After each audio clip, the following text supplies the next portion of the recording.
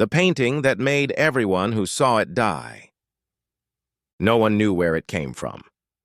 One morning, the sun poured down on the sleepy village of Valdora like any other day, touching the misty hills and rustling the church steeple in gold. But by noon, everything had changed. A young man named Marco Vianello, barely 23, a soft-spoken restorer for the town's dusty museum, had returned from a strange estate auction in Venice, holding a canvas wrapped in oilcloth and sealed with wax. He hadn't meant to bid. In fact, he hadn't even gone to the auction for a painting. He was there on assignment, hunting down an antique sculpture for the museum's newly funded Renaissance wing. But then something happened. As he stood in the marble hall of the crumbling villa, surrounded by echoing footsteps and the scent of lavender mold, he felt it. A presence. Not quite physical. It was more like his bones turned slightly colder, as if some invisible hand brushed the back of his neck and whispered without words, "Look." And there it was. In the far corner of the room, leaning against the wall as if abandoned, was the canvas. It was veiled.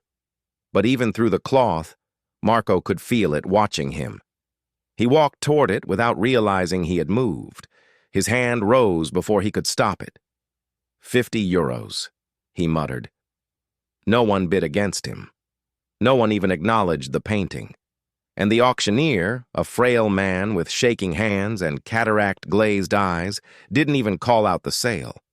He just nodded slowly, turned a page, and said, "Sold." Marco had no way of knowing he'd just bought a death sentence. He brought the painting back to the museum that same evening.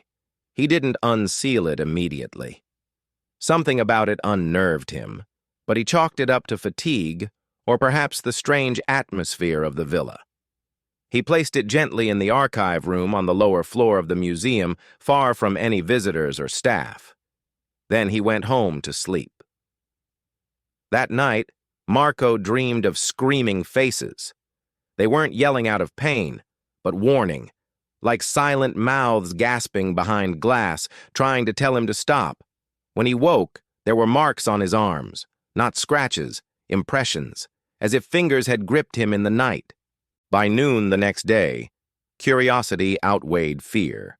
He returned to the archive, locked the door behind him, and placed the canvas on the large wooden table in the center of the room. With a trembling hand, he broke the wax seal and peeled back the cloth. At first, he couldn't breathe. Not because the painting was grotesque, but because it was beautiful.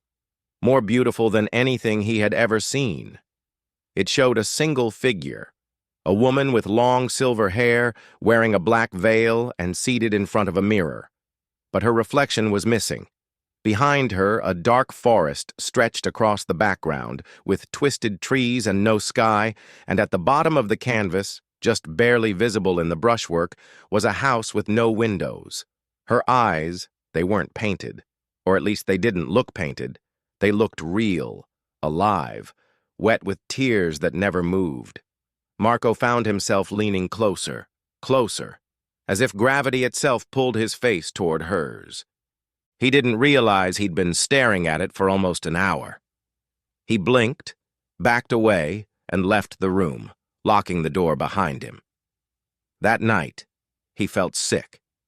A pressure inside his chest, a ringing in his ears. He thought it was a migraine, but it wasn't. He went to sleep with the image of her eyes burned behind his own. At 3:16 a.m., the fire alarm in the museum went off. There was no fire. But when the fire brigade arrived and unlocked the building, they found the glass door to the archive cracked from the inside. Nothing else had been touched. Nothing stolen.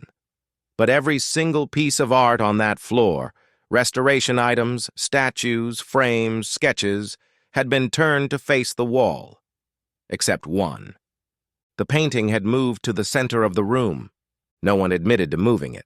The museum had no cameras in the archive due to preservation policy, and only 3 people had keys. Marco, his supervisor, and the museum's elderly night guard, Francesco, who hadn't shown up for work that evening. When they found Francesco the next morning, he was sitting in his home, fully clothed, with the lights off, whispering to himself. He wouldn't answer any questions, but his hands were covered in charcoal, as if he had been drawing in the dark. When investigators searched the apartment, they found 43 sketches, every one a variation of the painting Marco had uncovered. Except in these sketches, the woman was smiling, and her teeth were wrong. Marco begged the museum to let him destroy the canvas. He said it must be haunted, cursed, something unnatural. But the board refused. They were fascinated. The painting's technique was extraordinary and no signature could be found. Not a single identifying mark, not even a brush hair trapped in the oil. Anonymous work of that quality meant only one thing: profit. They decided to put it on display. That was the beginning of the deaths. The first to die was a curator named Elisa Morelli. She had been cataloging the painting's details for insurance records, working late into the night under dim museum lighting. She stayed an hour longer than needed, staring at the woman's face, writing notes that seemed to get less and less coherent. Her final entry read, "She doesn't want to be here anymore, but she can't leave, so she's asking." No one knew what that meant. Elisa never showed up to work the next morning. Police found her slumped at her desk at home, eyes wide open, mouth contorted, hands gripping the edges of her notebook. No physical trauma, no poisons. Cause of death, unknown. A week later, the museum director had a stroke on the exhibition floor during a private viewing. He had never had any health issues. He died before paramedics arrived. Then a journalist from Florence came to write a feature on the mystery painting. He interviewed Marco, he took photos, he even filmed a short documentary reel. But when the segment aired, his face was blurry. Not glitched, blurred, like something had smudged him out of every frame. 2 days after airing, he was found unconscious in a hotel bathtub. He never woke up. Marco was falling apart. He stopped eating. He stopped responding to messages. He stopped sleeping through the night. The woman's eyes haunted him every time he closed his own. It wasn't just fear anymore. It was obsession. He couldn't stop thinking about her. Who painted her? Who she was? What she wanted? He began to dig into auction records, museum archives, art history textbooks. He found nothing, no mention, no provenance. It was as if the painting had never existed before the auction. No one had even seen it being transported to the estate in Venice. He began to wonder, had he brought something into the world that was never supposed to return? He wasn't alone in his thoughts. Online forums had picked up the story. TikTok psychics were trying to read the painting through blurry screenshots. Reddit threads compared it to a cursed film reel from the 1960s. Conspiracy YouTubers theorized that it had been created during a seance. And deep in one obscure blog from a defunct Romanian art history website, Marco found something. A name. Not of the artist, but of the figure in the painting. Her name was Valora. No last name, no biography. Just one sentence, written in poor English. Valora does not want to be looked upon, but now she is remembered. Marco read that line over and over again, and every time he did, the lights in his apartment seemed to flicker. Marco didn't go into work the next day. He couldn't. Not after what he'd read. That one cryptic sentence had taken root in his mind like a splinter beneath the skin. Something small but impossible to ignore. Valora does not want to be looked upon, but now she is remembered. He paced his apartment, lights off, curtains drawn, phone silenced. The world outside moved forward. Birds sang, buses ran, people walked their dogs and watered their plants. But inside Marco's world, time had become viscous, thick, stuck. He couldn't stop thinking about her. That name, that face, that painting. Even when he shut his eyes, she was there, not in front of him, but behind him, like a shadow waiting for permission to step into the light. By evening, he cracked. He went back to the museum after hours, breaking protocol. He knew the codes. He had the keys. But what he didn't expect was that someone had beaten him to it. As he stepped into the dimly lit corridor leading to the archive, he noticed the door wasn't just unlocked. It was wide open. The room was cold. Not winter cold, but basement cold. The kind of chill that sits in your bones and whispers that something is deeply wrong. And in the middle of the room, beneath a single flickering bulb, sat the painting, still propped on its easel, but different. She had turned her head. Marco froze. He backed up 2 steps, then inched forward again, thinking his mind was playing tricks on him. But no. Before, the woman had been facing forward, her gaze locked with the invisible mirror. Now, her face was slightly to the left, just a few degrees, as if she had become aware of someone watching and decided to acknowledge them. Her eyes were still wet, still wide, but something about them had sharpened, like recognition had bloomed behind them, and her mouth, it was no longer closed. It was open, not smiling, not gasping, just open, slightly parted, as if caught mid-breath. Marco stumbled back and hit the edge of a filing cabinet, knocking over a stack of restoration tools. The clang broke the silence like a gunshot, and then, just for a fraction of a second, he thought he heard it, a whisper, a dry, raspy breath in his ear. 4 words, "You brought me back." He fled, slammed the archive door shut, locked it, bolted up the stairs 2 at a time, and didn't stop until he was outside in the street, panting, eyes wide. He didn't even go home. He walked all night, miles through the outskirts of the village, through old cemeteries and train yards and riverbanks, as if putting distance between him and the museum would also push the memory away. But it didn't. It followed, always followed. That voice, those eyes, the soft echo of breath that didn't belong to anyone alive. By the next morning, Marco had made a decision. He would destroy the painting. Fire, acid, whatever it took. If Valora didn't want to be looked upon, then he would grant her the mercy of oblivion. But he knew the board would never approve, so he'd have to do it in secret, alone, quietly, and fast. He made a plan. That evening, once the museum closed and staff had left, he'd disable the alarm and smuggle the painting into the courtyard furnace, a relic from the days when the museum had been a textile factory. He would burn her, all of her. He rehearsed every step, even bought gloves and accelerant. He was ready. But when he arrived at the museum, something else was waiting. Crowds, dozens of them. Tourists, students, influencers with ring lights and phone gimbals. A group had gathered outside the museum gates, staring at the facade like pilgrims arriving at a shrine. Someone had leaked the painting's location online. The post had gone viral. By noon, over 200,000 people had seen the image. Copies were everywhere. The painting had been duplicated, reposted, filtered, and reacted to 1,000 times. And yet, none of the reposts showed the face turned.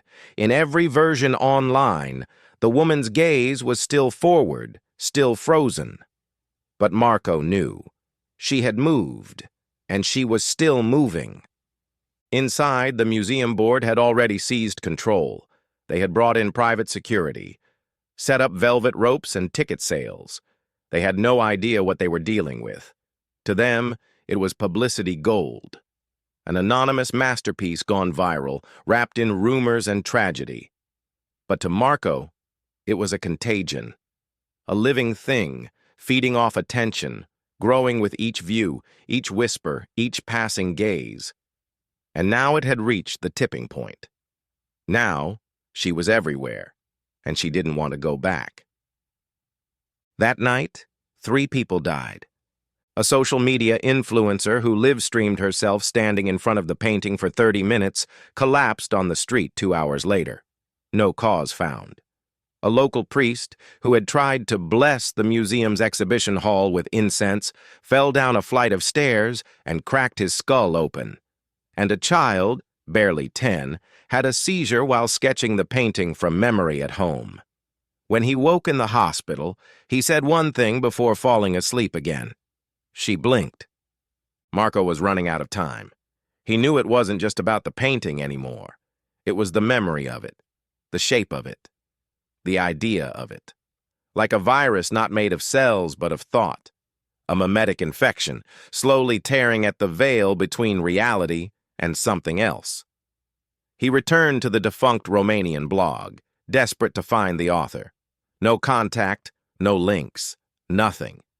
But he reverse-searched the domain name, found a cached profile photo of a man named Dacian Rusu, a retired historian living in Bucharest. One last hope. Marco booked a flight. 2 days later, he was in Romania. Dacian lived alone, in a crumbling building filled with books and dust. When Marco showed him the photo of the painting, Dacian didn't speak. He just turned, walked into another room, and returned with a wooden box. Inside were 6 photos, black and white, faded with age. Each one showed the same painting, same figure, same forest, different frame, different name.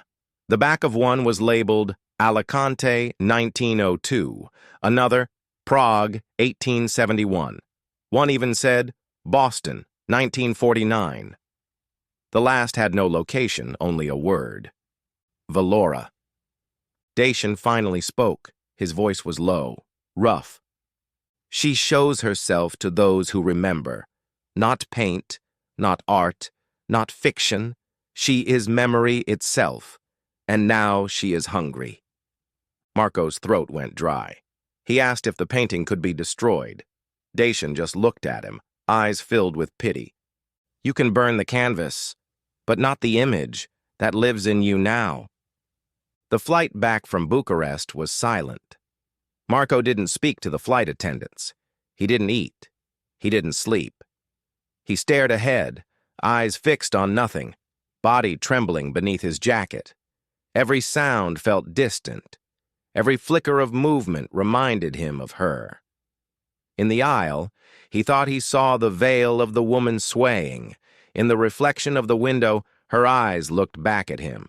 And once, when the lights dimmed for descent, he was sure he heard her voice from the overhead compartment, whispering a lullaby in a language he didn't understand. But it wasn't a song. It was a countdown. He touched down in Venice the next morning, skin pale, mind unanchored. The air felt heavier than before, and even the clouds seemed lower, as if the sky itself was shrinking. He couldn't go home. Not yet. The memory of what Dacian had said haunted every step he took. You can burn the canvas, but not the image. That lives in you now. Marco knew what he had to do. He couldn't destroy her, but maybe he could bury her. Bury the memory before it spread, before others saw what he saw, before the whisper turned into a scream. He returned to the museum disguised in a maintenance uniform he had borrowed from the airport. His real name was now useless. His face had begun appearing in online articles as the man who found the death painting. People were beginning to recognize him. Some wanted interviews. Others wanted him arrested. The internet had turned him into a myth, a villain, a prophet. But none of them knew the truth. None of them understood that it wasn't about art or curses or stories. It was about infection, about something ancient, something forgotten that had just been remembered again, and Marco, in his desperation, was the carrier. He slipped into the museum through the delivery entrance just past dusk, avoiding the main floor where lines of tourists still waited for their turn to stand before the painting. Security was tighter now. Cameras had been installed, guards posted at every door.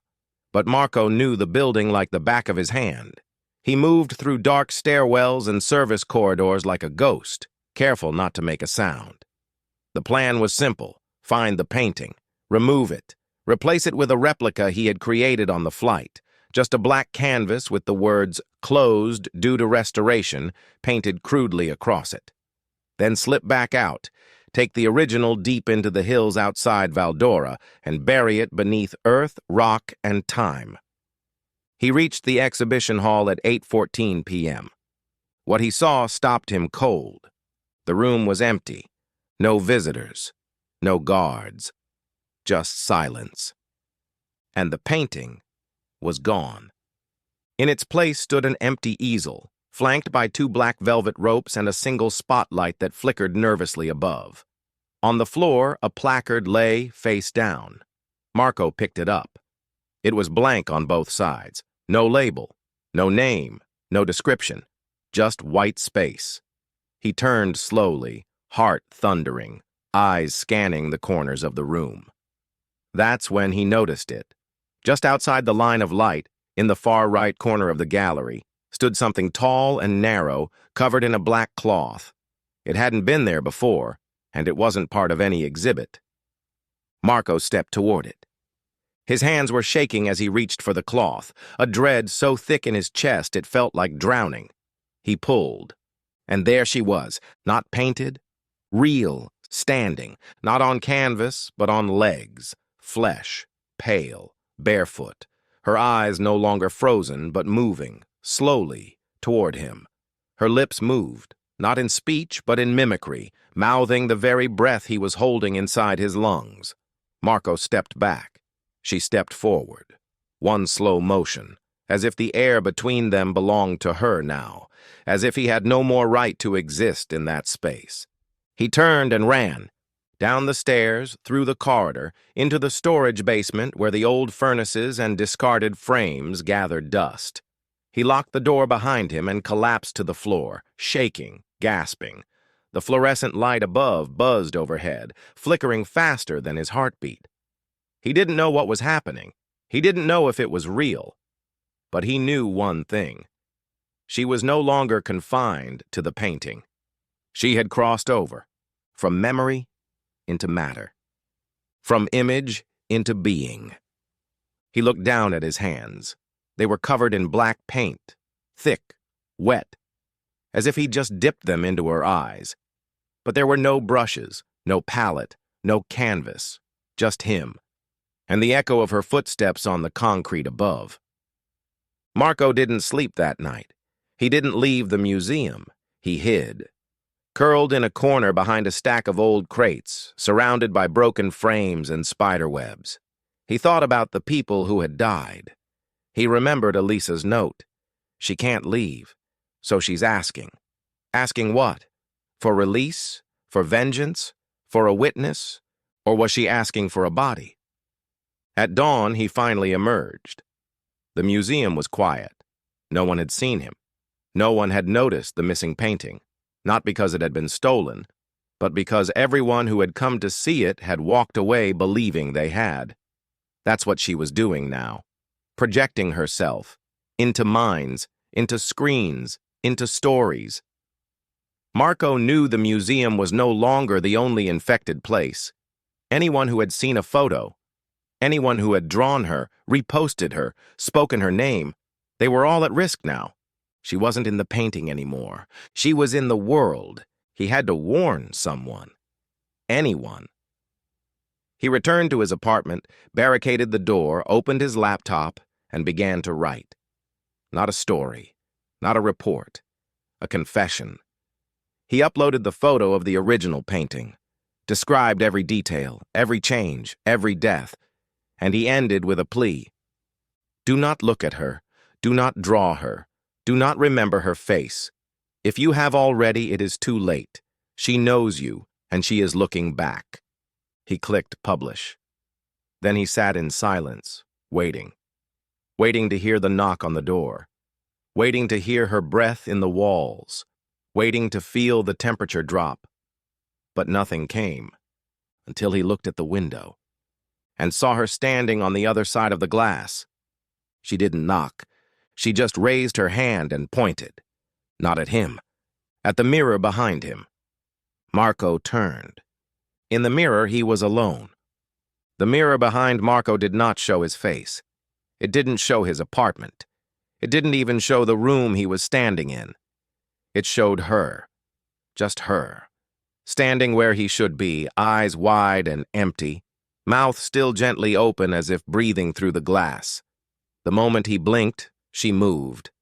Just an inch, just enough to let him know that she wasn't a reflection. She was a presence. And this wasn't a vision. This was entry. Marco backed away slowly, staring not at the mirror but at her reflection inside it. He moved to the right. She didn't. He waved. She didn't copy him. She simply stared, as if waiting for something, or someone, or some threshold to break completely. He threw a blanket over the mirror and ran into the hallway, heart pounding, breath ragged. Something had changed. Not just in the museum, not just in him, but everywhere. He pulled out his phone and opened social media. That post, the warning, the story, the photo, had gone viral. Hundreds of thousands of shares, millions of impressions. People from all over the world were now commenting, "I dreamt of her last night and I've never seen this before. Why do I feel like I've known her forever? Why did my mirror fall off the wall while I was watching this? Is this a marketing stunt? Because if it is, I can't stop staring." But there were darker ones too. "My sister's gone. She was drawing this woman for 2 days straight and now she won't wake up. I burned my sketch pad. Still hear her voice when the lights go out. We need to delete this. All of it." And beneath every thread, one user kept appearing. No profile picture, no posts, no followers. Just a name in lowercase letters, Valora.watches. Sometimes it would just comment a single emoji, the eye. Sometimes a string of numbers. But other times it would post exact phrases that Marco had thought to himself but never said aloud. Like, "It lives in you now." Marco realized it too late. He hadn't contained the infection. He had broadcast it. Her face had become the virus, and every eye that looked into hers became a carrier, a mirror, a doorway. The painting had only been a seed. The internet had become her soil. He shut off his phone and looked around his apartment. The shadows were longer than they should have been, not stretched by the sun, but by something internal, something from her. He felt a pressure in his skull, not pain, weight. Like memories that weren't his were being poured into his mind, one image at a time. A forest, a mirror, a hand pressed against the glass, a mouth whispering in reverse. He collapsed to the floor and screamed, clawing at his scalp, but the images kept coming. Faces, dozens, maybe hundreds, all different, all screaming, and all dead. He blacked out. When he woke, he was no longer alone. A man stood over him. Early 50s, worn coat, thick beard, eyes like someone who hadn't slept in a year. He introduced himself in a whisper. "Dr. Calvin Miles, psycholinguist, mythographer. You contacted me 6 months ago, remember?" Marco didn't, but the man continued anyway. He had been tracking cognitive contagions, stories, images, myths that behaved like diseases. Urban legends that spread not just through telling, but through knowing. His research had led him to the painting, or more specifically, to her. He showed Marco a folder. Inside were reports from as far back as the 1600s, descriptions of a veiled woman appearing in dreams, of artists who disappeared after painting eyes that never dried, of mirrors cracking without impact. The same pattern, the same figure. Different names, different times, but always the same outcome: obsession, madness, and death. Dr. Miles believed Valora wasn't a ghost or a demon, but something older, a thought form, a kind of self-aware idea, a parasitic consciousness that could only survive if remembered. The painting had been her chrysalis, but the digital age had given her wings. Now she didn't need canvases or oil. She had pixels, streams, memories. Every glance at her image fed her. Every retelling gave her a pulse. "She doesn't haunt the painting," Dr. Miles said. "She haunts the memory of it." Marco asked the only question that mattered now. "Can she be stopped?" The answer came with a pause. Only if everyone forgets. But that was impossible. People had printed the image, made t-shirts, created fan art, written creepypasta. She was in Google's cache, in YouTube thumbnails, in saved folders and reposted memes. Her face was now immortal in ways no curse had ever dreamed of. And worse, her behavior had started to change. She was no longer just watching. She was whispering, pushing, possessing. Around the world, strange incidents were piling up. A reporter in Tokyo collapsed mid-broadcast, blood pouring from his eyes after describing a dream of a veiled woman holding a mirror. A convent in Argentina burned to the ground after a nun carved the word Valora into every wall. A teenager in Canada live-streamed his bedroom at night, and viewers swore they could see her reflection moving behind him until the feed cut out. He was never seen again. Marco and Dr. Miles went into hiding. Underground bunker. No mirrors, no screens, just handwritten notes and covered windows. Every precaution taken. And yet, Valora still came. Not physically, not visibly, but they felt her. In the way the walls creaked when no one moved. In the way the shadows changed angles with no new light. In the way their thoughts no longer felt like their own. On the fourth day underground, Dr. Miles stopped talking. On the fifth, he started writing in his sleep. On the sixth, he handed Marco a note and locked himself in the supply room. Marco never saw him again. The note read, "I saw her face without the veil, and now I think I love her." Marco was alone again, and the worst part was, he understood. He, too, had begun to feel something different. Not fear, not entirely. Something twisted, a tenderness almost.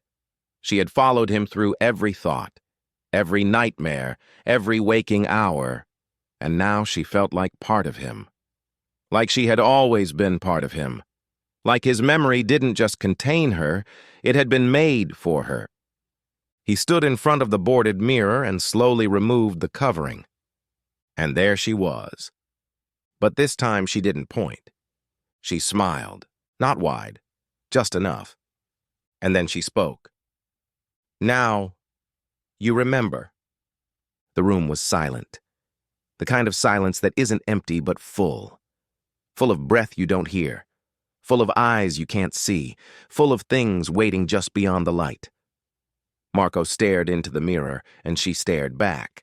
Her veil was gone now. Her silver hair hung like threads of shadow, and her face was no longer blank.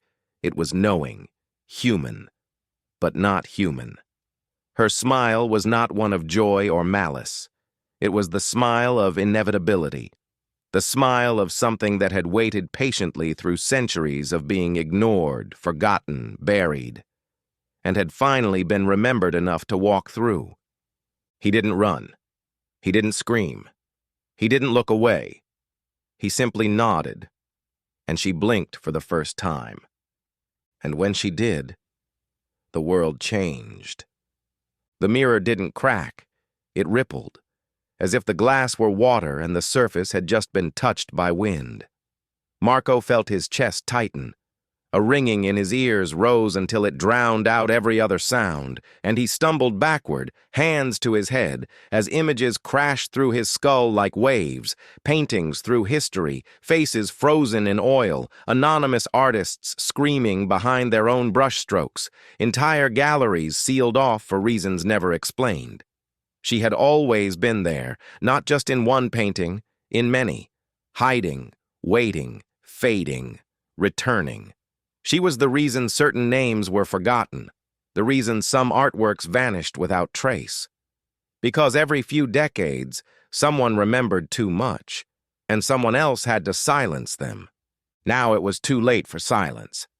The ripple spread, not just in Marco's room, but in every screen where her face had been seen, in every sketch, every saved photo, every half-remembered dream. Mirrors across the globe began to fog without condensation. Phones began to freeze on her image.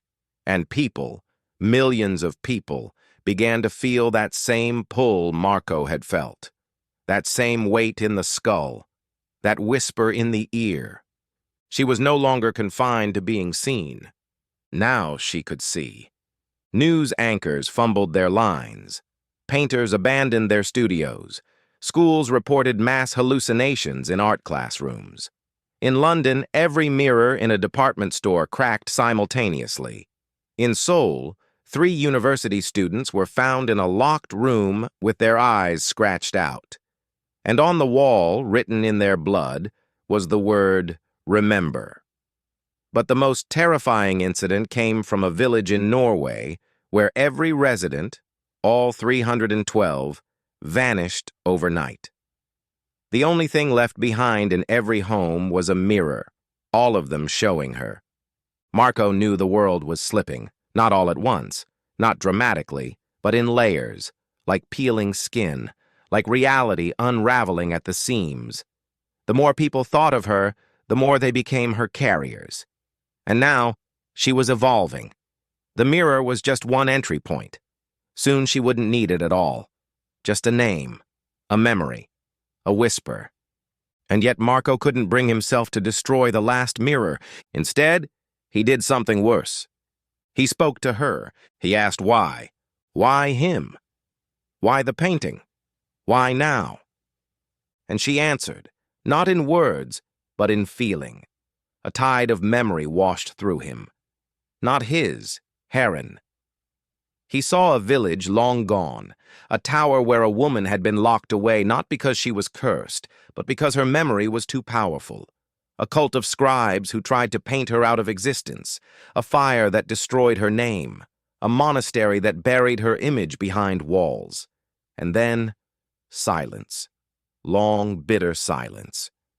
Until one day, a man at an auction in Venice touched the veil she had been hiding beneath, and in that moment, she felt the world open again. She didn't want revenge. She wanted remembrance. Marco fell to his knees, eyes wet, not from fear but from understanding. She was not evil. She was not kind.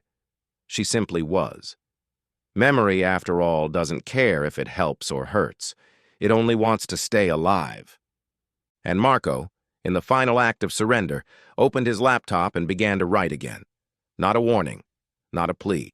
A story, a full retelling. Every detail, every whisper, every sketch, every dream.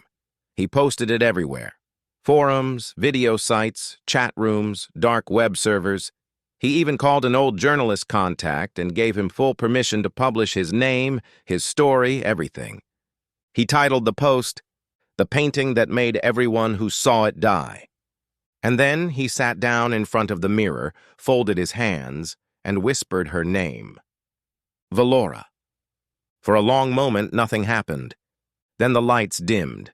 The mirror rippled again, and this time he stepped forward, not to look, but to enter. And he did. His body slumped to the floor, lifeless.